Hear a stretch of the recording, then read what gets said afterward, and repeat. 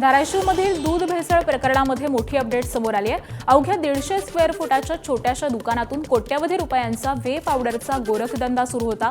Police तपासातील कागदपत्रांनुसार फरार मुख्य आरोपी बाळासाहेब गोडगे याच्या भूम शहरातील आरसोली रोडवरच्या मधुबन ट्रेडिंग कंपनी या छोट्याशा दुकानातून 2 वर्षांमध्ये 4,63,00,000 रुपयांहून अधिक किमतीच्या व्हे पावडरची विक्री झाल्याची नोंद आहे। विशेष म्हणजे सूत्रांच्या माहितीनुसार गोडगेच्या जवळच्या व्यक्तीकडून मिळालेल्या टिपनंतर या संपूर्ण प्रकरणाचा धागा तपास यंत्रणांच्या हाती लागल्याची चर्चा आहे। एवढ्या छोट्याशा जागेतून कोट्यवधी रुपयांचा व्यवहार नेमका कसा चालत होता, या साखळीमध्ये आणखी कोणाचा सहभाग होता का, याचा शोध आता तपास यंत्रणा घेत आहेत।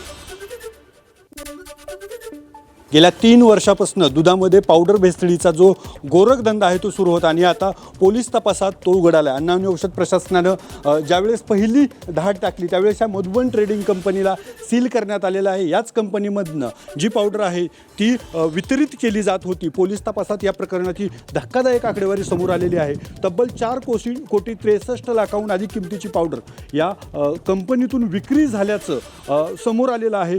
3 वर्षात 2,000हून अधिक दूध संकलकांना ही पावडर विकल्याची माहिती आहे। खरं तर बेकरी उत्पादनासाठी ही पावडर वापरली जाते, मात्र दुधामध्ये या पावडर वापरायला परवानगी नसताना सुद्धा नियमबाह्य पद्धतीनं दूध संकलकांना ही पावडर वाटप केलं आहे। बाळासाहेब गोडगे यांची ही मधुबन ट्रेडिंग कंपनी आहे की जी अन्न आणि औषध प्रशासन विभागाच्या कारवाईनंतर सील करण्यात आलेली आहे। या प्रकरणात 7 आरोपी आहेत, ते अजूनही फरार आहे। अकलूजच्या हेमंत कॉर्पोरेशन येथून ही पावडरची खरेदी झालेली होती। गेल्या 3 वर्षामध्ये या पावडरचा मोठ्या प्रमाणात खरेदी झालेली आहे आणि भूम परिसरामध्ये अनेक दूध संकलकांना ही पावडर विकल्याची माहिती आहे ती समोर आलेली आहे। आता या प्रकरणाच्या तपासासाठी पोलीस 3 पथकं तयार करण्यात आलेली, तपास सुरू आहे। मात्र हे आरोपी अजूनही मोकाट आहे, त्यांच्यावर काय कारवाई होते आणि ह्या दूध भेसळीची व्याप्ती कुठपर्यंत आहे हे पाहणं महत्त्वाचं आहे। अप्पासाहेब शेळके, ABP माझा, धाराशिव, भूम।